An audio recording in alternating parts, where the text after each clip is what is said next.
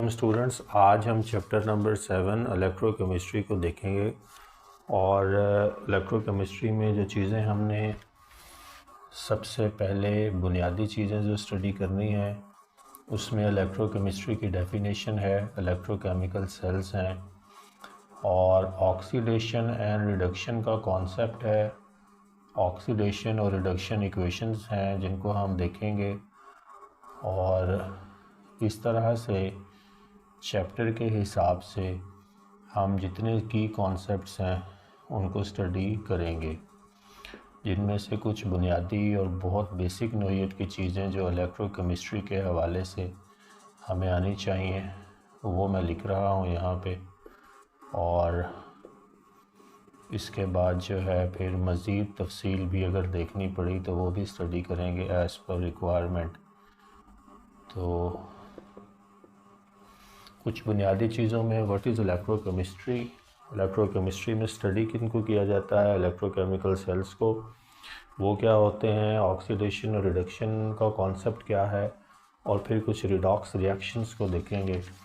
सबसे पहले अगर इलेक्ट्रोकेमिस्ट्री को हमने डिफ़ाइन करना हो तो इसको बहुत ही सादा ज़ुबान में हम लिख सकते हैं कि it is a branch of science और a branch of chemistry which deals with the study of which deals with the study of chemical changes taking place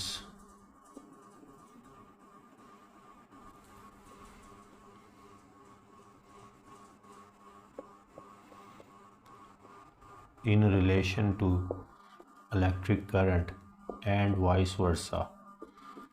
तो ये एक बुनियादी नोयत की डेफिनेशन है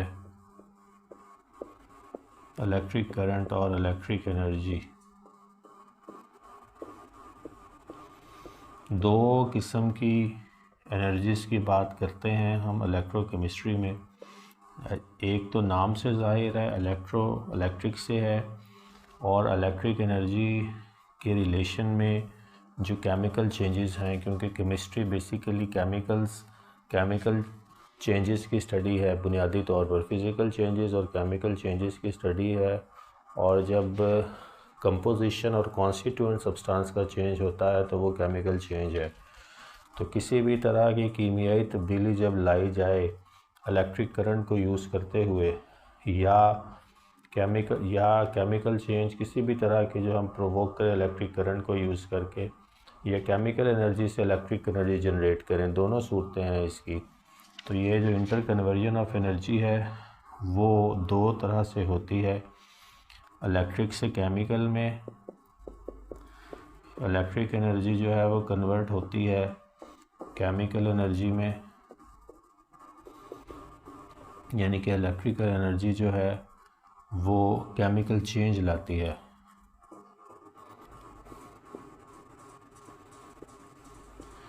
और या chemical energy electric current produce करती है। तो ये दोनों तरह के काम जो हैं वो हम इलेक्ट्रोकेमिस्ट्री में करवाते हैं, स्टडी करते हैं, और इनसे फिर अपने अपने मतलब के फ़वाइद हासिल करते हैं, जिसमें से इलेक्ट्रोप्लेटिंग है, मेटल्स को प्योरीफाई करना है, रस्टिंग से बचाना है।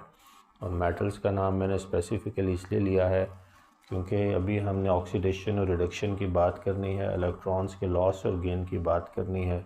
तो जब हम इलेक्ट्रॉनिक लॉस और गेन के कॉन्टेक्स्ट में किसी भी चीज़ को स्टडी करें केमिस्ट्री में या किसी भी सब्जेक्ट में, तो वहाँ पे फिर हमें मेटल्स बुनियादी हैसियत रखती हैं, क्योंकि ये बहुत अच्छे बहुत अच्छे इलेक्ट्रॉन लूज़र्स हैं, यानी कि इनके पास इलेक्ट्रॉन लूज़ करने का बहुत अच्छा पोटेंशियल है।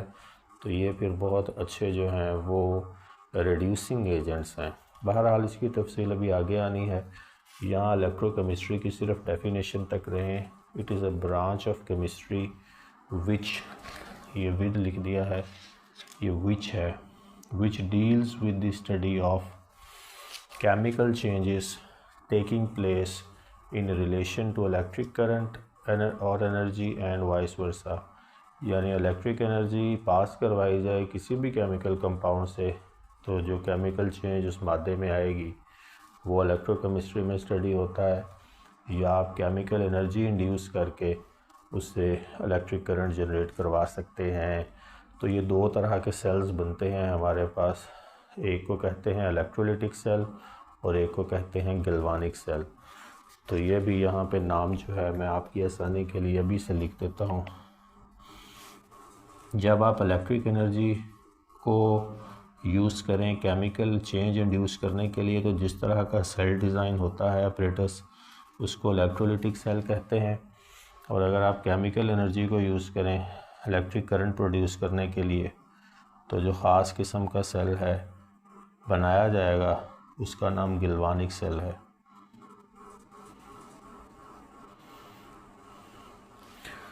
तो ये इलेक्ट्रोकेमिस्ट्री की बुनियादी डेफिनेशन भी है और इसमें जो है वो मैंने कुछ की कॉन्सेप्ट्स की टर्म्स भी आपके सामने रखी हैं, जिनमें से दो इलेक्ट्रोलिटिक सेल और गैल्वानिक सेल हैं।